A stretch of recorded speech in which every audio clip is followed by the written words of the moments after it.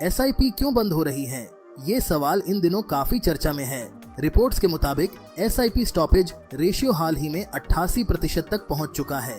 इसका मतलब है कि हर 100 नई एसआईपी में से लगभग 88 एसआईपी कुछ समय बाद बंद हो रही हैं। यह आंकड़ा चौंकाने वाला है, क्योंकि म्यूचुअल फंड्स और एसआईपी को हमेशा से लॉन्ग टर्म वेल्थ क्रिएशन का बेहतरीन तरीका माना गया है। म्यूचुअल फंड्स की बढ़ती हुई लोकप्रियता और एसआईपी के फायदे के बारे में हर जगह, चाहे सोशल मीडिया हो, टीवी एड्स हो या फाइनेंशियल एडवाइजर्स की सलाह, सभी का यही कहना है कि एसआईपी को लंबी अवधि के लिए जारी रखना चाहिए। फिर ऐसा क्या हो रहा है कि लोग इसे बीच में ही बंद कर रहे हैं? अगर इतिहास पर नजर डालें तो भारत में एसआईपी की शुरुआत 1993 में हुई थी।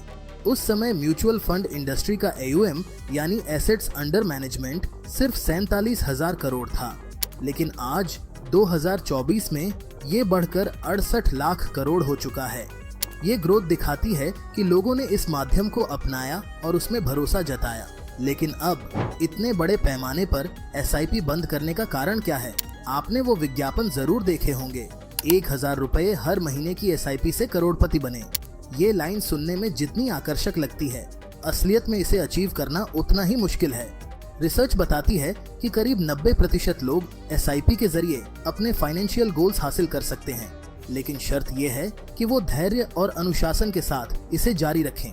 इसके बावजूद अधिकांश लोग बीच में ही अपनी एसआईपी बंद कर देते हैं।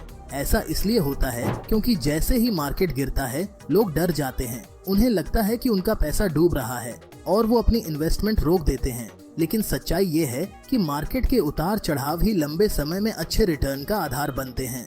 लोग अक्सर एसआईपी को शॉर्ट टर्म इन्वेस्टमेंट की तरह देखते हैं। यही सबसे बड़ी गलती है। अगर आपका प्लान सिर्फ 1 से 2 साल का है तो म्यूचुअल फंड्स के बजाय एफडी या शॉर्ट टर्म ऑप्शंस ज्यादा सही हैं। लेकिन एसआईपी का असली फायदा तभी है जब आप इसे कम से कम 10 से 15 साल या उससे भी लंबी अवधि तक जारी रखें। कंपाउंडिंग का असली जादू तभी काम करता है जब आप समय और धैर्य के साथ अपनी इन्वेस्टमेंट को ग्रो करने दें। मान लीजिए आप हर महीने 1,000 रुपए की एसआईपी शुरू करते हैं। अगर आप इसे सिर्फ 5 साल तक जारी रखते हैं तो आपका इन्वेस्टमेंट और रिटर्न लगभग बराबर होगा। लेकिन अगर आप इसे 35 साल तक कंटिन्यू करते हैं तो आपका इन्वेस्टमेंट छोटा और रिटर्न कई गुना बड़ा हो जाएगा। यही है कंपाउंडिंग का मैजिक। लेकिन ये तभी मुमकिन है जब आप अपने प्लान से चिपके रहें और बीच में इसे बंद न करें। डायरेक्ट प्लान के जरिए एसआईपी करने वाले लोगों के बीच एक और ट्रेंड देखने को मिला है। आजकल लोग ग्रो, जेरोधा, पेटीएम जैसे ऐप्स का इस्तेमाल करते हैं और अपने पोर्टफोलियो को रोज चेक करते हैं। जैसे ही मार्केट गिरता है, उन्हें डर लगने लगता है। जब उनका पोर्टफोलियो लगातार लाल दिखता है तो वो घबरा जाते हैं और एसआईपी बंद कर देते हैं। लेकिन असल में जो लोग मार्केट को रिएक्ट करने के बजाय अपनी इन्वेस्टमेंट को समय देते हैं, वो ही लंबे समय में जीतते हैं। यहाँ साइकोलॉजी भी एक बड़ा रोल निभाती है। जब मार्केट बढ़ता है तो लोग ज्यादा पैसा इन्वेस्ट करना चाहते हैं, लेकिन जब गिरता है तो डर के मारे पीछे हट जाते हैं। ये डर और लालच का चक्र ही उन्हें लॉन्ग टर्म वेल्थ क्रिएशन से दूर कर देता है। अगर आप एसआईपी से करोड़पति बनने का सपना देखते हैं तो आपको एक बात हमेशा याद रखनी होगी, मार्केट के उतार चढ़ाव पर रिएक्ट करने से बचें और धैर्य बनाए रखें। जो लोग अपनी इन्वेस्टमेंट को जारी रखते हैं वो ही कंपाउंडिंग का असली फायदा उठा पाते हैं। एसआईपी सिर्फ पैसा लगाने का प्लान नहीं है, ये अनुशासन और धैर्य का खेल है। मार्केट में इन्वेस्टमेंट के सही समय को समझना बहुत जरूरी है। जब मार्केट ग्रीन दौड़ रहा होता है, हर जगह पॉजिटिविटी होती है, तो ये समय इन्वेस्ट करने का नहीं होता।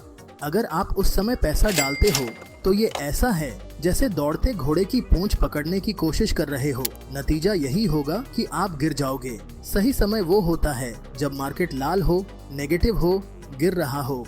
इस समय का फायदा उठाना चाहिए। जैसे वॉरेन बफे कहते हैं, जब हर कोई लालची हो तो आप डरपोक बनो, और जब हर कोई डर रहा हो तो आप लालची बनो। जब लोग डर के कारण पैसा निकाल रहे होते हैं, तभी असली इन्वेस्टर्स का समय आता है। आजकल का दौर देखें तो एसआईपी स्टॉपेज रेशियो 90% तक पहुंच चुका है। यानी ज्यादातर लोग घबराकर अपनी एसआईपी बंद कर रहे हैं। लेकिन यही वो समय है जब समझदार इन्वेस्टर को बने रहना चाहिए। दौड़ते हुए घोड़े की पूंछ पकड़ने से अच्छा है जब घोड़ा रुक जाए या बैठे तब उस पर सवार हो। यही लॉजिक इन्वेस्टमेंट पर भी लागू होता है। मार्केट का गिरना एक मौका होता है, डरने का नहीं। अब डायरेक्ट और रेगुलर प्लान की बात करें। डायरेक्ट प्लान में ज्यादातर लोग खुद ही इन्वेस्ट करते हैं। वो रोज रोज अपने पोर्टफोलियो को चेक करते हैं और जब नेगेटिव रिटर्न दिखता है तो डरकर अपनी इन्वेस्टमेंट रोक देते हैं। जैसे अगर आपने 5,000 रुपए इन्वेस्ट किया और वो बढ़कर 7,000 रुपए हो गया, तो अगर थोड़ा सा घटकर 6,500 रुपए भी हो जाए तो आपको ज्यादा फर्क नहीं पड़ेगा। लेकिन जब आपका 5,000 रुपए ही घटकर 4,800 रुपए या 4,500 रुपए हो जाए, तब मन में डर आ जाता है। लोग सोचते हैं सब कुछ खत्म हो गया, पैसा निकाल लो। लेकिन सच तो ये है कि यही वो समय होता है जब आपको और इन्वेस्ट करना चाहिए। रेगुलर प्लान में एक फायदा होता है कि आपके पास एक गाइड होता है, कोई एजेंट, बैंक का कर्मचारी या कोई कंसल्टेंट। जब आपका पोर्टफोलियो नेगेटिव होता है तो आप उसे कॉल करते हैं और वो आपको समझाता है कि घबराओ मत, बने रहो। ये सपोर्ट सिस्टम आपको सही समय तक टिके रहने में मदद करता है। लेकिन डायरेक्ट प्लान में ऐसा कोई नहीं होता। आप अकेले अपने फैसले लेते हैं और अक्सर गलतियां कर बैठते हैं। देखिए, एक्सपेंस रेशियो बचाने के चक्कर में लोग डायरेक्ट प्लान चुनते हैं, लेकिन जब तक आप मार्केट के उतार चढ़ाव को संभालने का अनुभव नहीं रखते, ये आपको भारी नुकसान पहुंचा सकता है। इन्वेस्टमेंट सिर्फ पैसा डालने का खेल नहीं है, ये एक साइकोलॉजिकल जर्नी है। बुरे समय में किसी का साथ, किसी का ये सब ठीक हो जाएगा कहना भी बहुत मायने रखता है। यही वजह है कि रेगुलर प्लान में SIP डिसकंटिन्यू का रेशियो कम है। अब आते हैं डेटा पर। म्यूचुअल फंड इंडस्ट्री ने 2016 से 17 में करीब 4,000 करोड़ का AUM, एसेट्स अंडर मैनेजमेंट दर्ज किया था। आज ये बढ़कर 25,000 करोड़ तक पहुंच गया है।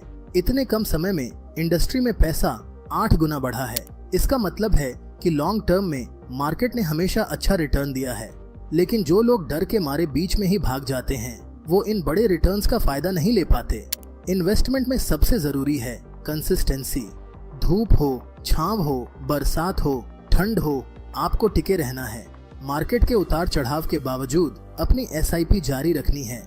जो लोग लगातार बने रहते हैं वही असली मुनाफा कमाते हैं। तो अब ये आप पर है कि आप दौड़ते घोड़े की पूंछ पकड़ते हो या उसके रुकने का इंतजार करते हो। अगर आप सही समझे तो कमेंट करके बताइए, और अगर आपके पास कोई सवाल है तो वो भी पूछिए। और आप लोग वीडियोस देख तो रहे हैं लेकिन सब्सक्राइब नहीं करते, तो अगर आपको इस वीडियो से कुछ ना कुछ नया सीखने को मिला हो तो सब्सक्राइब जरूर करें।